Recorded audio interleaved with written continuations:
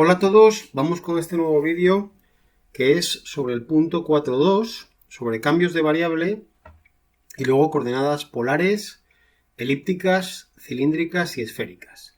Empezamos con el teorema de cambio de variable. Voy a dar aquí una expresión que es la que considero más general y más adecuada, y luego, veré los casos de R2 y en R3 tal y como aparecen en los apuntes que tenéis colgados en Moodle. Entonces, el enunciado del teorema de cambio de variable es el siguiente.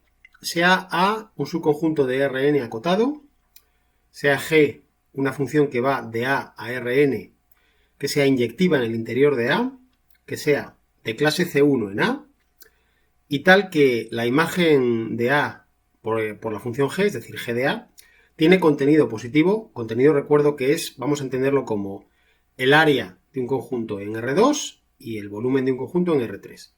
Vale, entonces tiene contenido positivo y tal que el determinante jacobiano de G no se anule en A, salvo, a lo sumo, en un conjunto de contenido nulo, es decir, área, respectivamente volumen, nulo. Y sea F una función que va de G de A a R integrable. Bueno, son muchas condiciones, mucho contenido técnico, aunque realmente esto lo aplicaremos fundamentalmente en el caso de cambios de coordenadas polares, esféricas, etcétera, como luego voy a ver. Bueno, pues en ese caso, la integral sobre G de A de la función f coincide con la integral de f de G de U por el valor absoluto del jacobiano de la función G en U, todo ello sobre el conjunto A.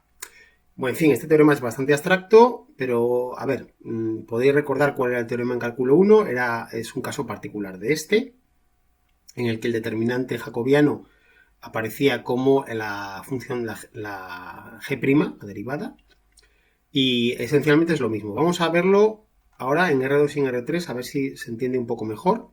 Voy a utilizar aquí los apuntes porque me parece que están, de acuerdo con mi estilo. Y esencialmente lo que tenéis, que dice aquí, por ejemplo, el teorema 910, primero para integrales dobles, dice esencialmente, pone los mismos requisitos, utiliza la misma notación, J sub G para el jacobiano, y dice entre paréntesis, bueno, lo mismo que he dicho yo, que el teorema sigue siendo cierto si el jacobiano se anula en un conjunto de puntos de contenido cero. El contenido es lo que he dicho antes, área o volumen. Entonces se cumple esta integral que tenemos aquí, integral sobre un cierto dominio de f, es igual a la integral sobre el dominio, lo que yo antes he llamado integral sobre g de a y a respectivamente, pues de esta expresión de aquí, f multiplicado por el valor absoluto del jacobiano, etcétera. Para integrales triples tenemos exactamente lo mismo y, a ver, lo tenemos aquí, bueno, con las mismas condiciones, una función g de clase C1, inyectiva en el interior, etcétera, etcétera. Y tendríamos la integral triple sobre un conjunto de f, coincide con la integral triple sobre el dominio de asterisco, que es el que proviene, es el correspondiente a A en la notación que he utilizado en la primera página, de f de g sobre UVW por el valor absoluto del jacobiano en G.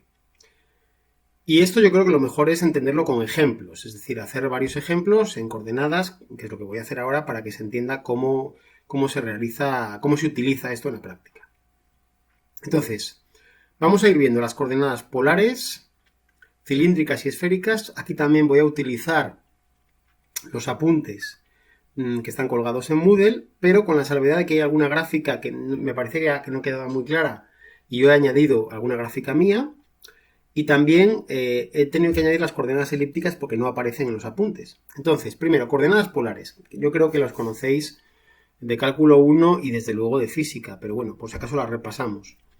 Las coordenadas polares en el plano, en R2, tienen una relación con las cartesianas que es el dado por este cambio. Este es un cambio de variable, x igual a r coseno de teta e y igual a r seno de teta, donde x e y son las coordenadas cartesianas y r es lo que se denomina radio polar, que sería la distancia entre el origen y el punto del que estamos hablando, el punto cuyas coordenadas estamos expresando, y el ángulo teta, que es el ángulo que forma con el eje x, o con la parte positiva del eje x, el radio vector, es decir, lo que aquí está pintado con esta línea roja.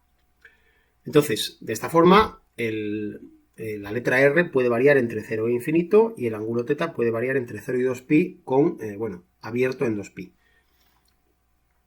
El determinante de la matriz jacobiana, lo que antes hemos escrito como J sub G, sería, vamos a repasar cuál es su expresión, sería derivada de la primera variable, que es la x, respecto a la primera variable del cambio, que es la letra R. El segundo coeficiente, el 1, 2, sería derivada de la x respecto al ángulo θ.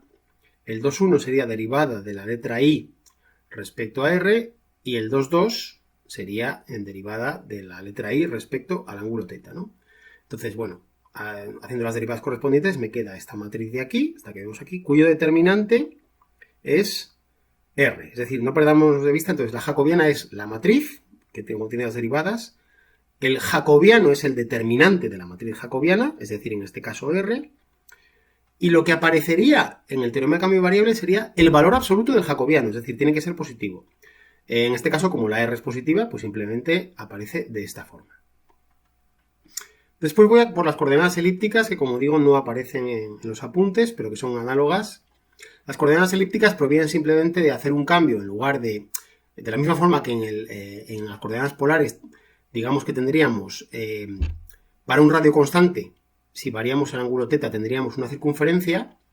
Aquí, para un ρ constante tendríamos, a medida que varía el ángulo θ, una elipse. Me explico. Las coordenadas cartesianas x e y se relacionarían con las coordenadas elípticas, que son ρ y θ, aquí hay un error, serían a por ρ coseno de θ y b por ρ seno de θ, donde a y b serían dos números positivos que están relacionados con lo que serían los semiejes de una elipse.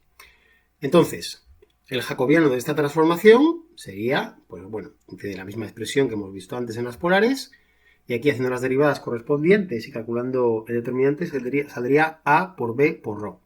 ¿Quiénes son estos números a y b? Esos números a y b se escogen, digamos, de forma arbitraria, se pueden escoger los números a y b que se quiera, siempre que sean mayores que 0, y normalmente se obtienen a partir del propio problema que se esté estudiando. Es decir, si el problema tiene algún tipo de relación con una elipse cuyos semiejes son, por ejemplo, 3 y 2, pues típicamente escoges a igual a 3 y b igual a 2. Es decir, ese cambio de variable, es decir, este cambio de coordenadas elípticas no sería un único cambio, sino una familia de infinitos cambios, un cambio para cada uno de los valores de a y b. Y como digo, esos valores se escogen relacionados con el problema que se esté resolviendo. Por ejemplo, tenéis un ejercicio resuelto en las hojas en el que se hace un cambio en concreto relacionado con el problema que se tiene en ese momento. Entonces aquí, bueno, pues la integral de f en el dominio en cartesiana sería igual a la integral de f, etcétera, etcétera, y aquí aparece un factor que es a por b por ρ, que sería el valor absoluto del jacobiano. Lógicamente, como a, b y ρ son positivos, pues el valor absoluto de ese producto es sencillamente a por b por ρ. Pasamos a las coordenadas cilíndricas, que seguramente también conocéis de física. Las coordenadas cilíndricas son ahora ya en 3 dimensiones, las polares y elípticas serán en 2 dimensiones. Las cilíndricas son esencialmente las polares a las que se añade una tercera coordenada, que es la cota, y que se mantiene igual que en cartesianas, es decir, es la letra z, es la altura. Por tanto, las ecuaciones que tendríamos serían x igual a r coseno de θ, igual que en polares, y igual a r seno de θ, igual que en polares, y z igual a z, es decir, en la z no hay transformación realmente, sino que hay una identificación con la cota. De esta forma, bueno, pues la r sería igual que antes un radio polar, varía entre 0 e infinito, el ángulo θ varía entre 0 y 2pi, y la letra z varía entre menos infinito y más infinito. Puesto que este dibujo de aquí, el que aparece en los apuntes, es totalmente correcto, pero como los ejes están colocados de una forma que a mí me parece un poco extraña, creo que se ve mejor en este otro gráfico que os he dibujado aquí. Aquí se ve como, bueno, pues dado un punto P, sus coordenadas serían, lo primero que hay que hacer es realizar una proyección ortogonal del punto P sobre el plano XY. Esa proyección ortogonal me da el punto Q, que está en el plano XY. Y ahora, digamos que la R sería la distancia entre el origen y el punto Q, o sea, el módulo de ese vector. El ángulo que aparece como θ sería el ángulo que forma el radio vector OQ con el eje X, y la z sería la misma coordenada que en cartesianas. Entonces, teniendo en cuenta bueno, a esa expresión, que yo creo que ahora ya queda claro.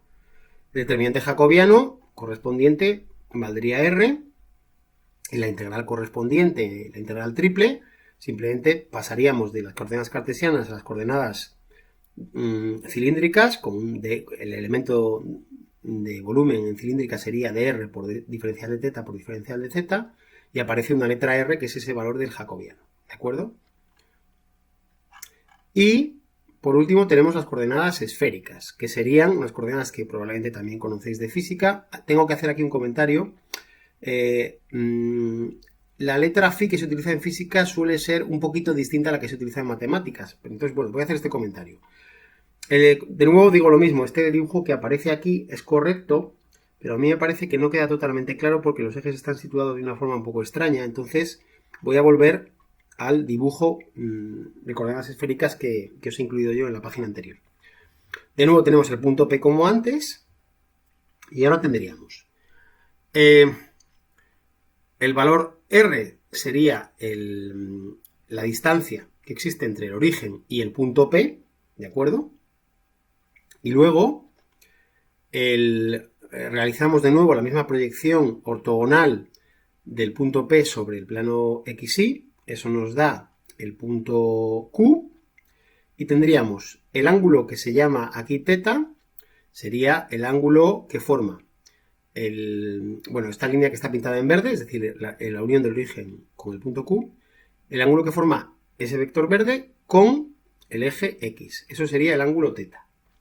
Y, por otra parte, el ángulo phi, esto es lo que difiere con física. Normalmente el ángulo phi en física se toma como el ángulo que forma el eje z con este vector que está pintado aquí en rojo, es decir, el vector OP, donde O es el origen. Pero nosotros en matemáticas no lo vamos a tomar como este ángulo, sino más bien como el complementario, es decir, el ángulo que forma el vector OP con el vector OQ. Eso es lo que vamos a tomar como phi. Y de esa forma, pues la transformación que tenemos es x igual a r coseno de phi coseno de teta, igual a r coseno de phi seno de teta, y z igual a r seno de phi. ¿Dónde? R varía entre 0 e infinito, lógicamente. El ángulo teta puede dar una vuelta entera entre 0 y 2pi, y el ángulo phi solamente varía entre menos pi medios y pi medios, porque con eso barremos los dos hemisferios de la esfera. Y haciendo, los mismos cálculos análogos para el jacobiano, saldría, este jacobiano vale en este caso r cuadrado coseno de phi. Si utilizáis la notación de física utilizando el ángulo complementario, saldría r cuadrado seno de phi. Y de aquí tenemos, igual que antes, pues la integral triple se transformaría de esta forma que aparece. Y voy a hacer un ejemplo que es de los que aparece en los apuntes, el de la página 182, ejemplo 9.8. Calcular, realizando un cambio a coordenadas polares, por ejemplo, esta integral doble, la integral de la función xy por raíz cuadrada de x2 más 4y2, donde d es el cuadrante positivo del círculo unidad, es decir, es la intersección, o la parte, mejor dicho, del círculo unidad, círculo de radio unidad, que está situada en el cuadrante positivo, es decir, con x e y positivas. Entonces, realmente, aquí, una vez entendido el cambio de variable, es muy fácil, porque simplemente hay que memorizar cuáles son los jacobianos de las transformaciones y sustituir el elemento de superficie de x, de y, por el correspondiente en coordenadas polares o elípticas, en caso que estemos en R2. Y si fuera una integral triple, sustituir el elemento de volumen diferencial de x, diferencial de y, diferencial de z, por el correspondiente elemento de volumen de cilíndricas o de esféricas. Entonces, aquí, como tenemos esta integral en el plano, en R2, hacemos el cambio a polares, como nos sugieren, y lógicamente como el círculo unidad, el círculo unidad y de él solamente consideramos el cuadrante positivo, eso nos va a dar cuáles son los límites de integración para el radio polar y para el ángulo teta. Me explico. Puesto que estamos considerando el círculo unidad, el radio polar R solo va a variar entre 0 y 1. Porque con ese radio vamos barriendo, digamos, todos los puntos del círculo unidad. Y por otra parte, como estamos considerando solo el cuadrante positivo, entonces el ángulo polar va a variar solo entre 0 y pi medios y no entre 0 y 2pi. Y esto nos proporciona esta integral que aparece aquí, en la que simplemente, si podéis ver que hemos ido sustituyendo la x por r coseno de teta y por r seno de teta, y aquí sale esta primera parte, y luego dentro de la raíz cuadrada hemos hecho exactamente lo mismo. Y aquí aparece esta letra r, que esa procede del jacobiano de la transformación. Por eso, y esa r no se os puede olvidar, tiene que estar ahí. De aquí ya tenemos, bueno, pues una integral iterada, ¿no? Hay que integrar, por ejemplo, primero en el ángulo teta y luego en la r, o al revés, eso daría igual. Entonces, aquí integra primero en la letra R, si os dais cuenta, se puede sacar factor común del interior de la raíz. En total me sale saco en total r cuadrado multiplicado por r otra vez, sale r a la cuarta fuera, cuya integral sería r a la quinta quintos. Evaluado entre 0 y 1, eso vale un quinto, de aquí sale este un quinto que aparece aquí. Y ya solamente nos queda la integral entre 0 y pi medios de la parte de la función que depende de teta. Bueno, haciendo unas operaciones y haciendo el cambio t igual a seno de teta, me queda finalmente esta integral que vale 7,45. Tenéis bastantes ejemplos de integrales de este estilo en los ejercicios y si me da tiempo colgaré más resoluciones mías. Y con esto termina este vídeo.